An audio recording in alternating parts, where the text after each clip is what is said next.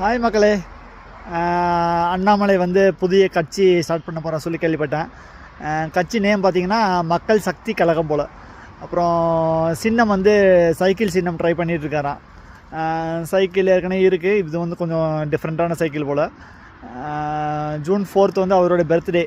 Maybe அப்போது அந்த புதிய கட்சிக்கான இது அனௌன்ஸ்மெண்ட் வரலாம். டிவிகே வந்து தூய சக்தி, இப்போது இது வந்து மக்கள் சக்தி. தான் டிவிகேக்கும் மக்கள் சக்திக்கு தான் போட்டுன்னு சொல்லி பேசிக்கிறாங்க. ரெக்க கட்டி பறக்குதையா அண்ணாமலை சைக்கிள் சொல்லிட்டு ட்ரெண்டாக போகுது.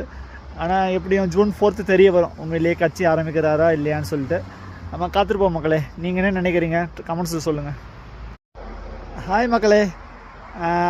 அண்ணாமலை வந்து புதிய கட்சி ஸ்டார்ட் பண்ண போகிறேன் சொல்லி கேள்விப்பட்டேன்.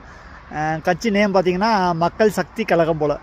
அப்புறம் சின்னம் வந்து சைக்கிள் சின்னம் ட்ரை பண்ணிகிட்ருக்காராம். சைக்கிள் ஏற்கனவே இருக்குது, இது வந்து கொஞ்சம் டிஃப்ரெண்ட்டான சைக்கிள் போல்.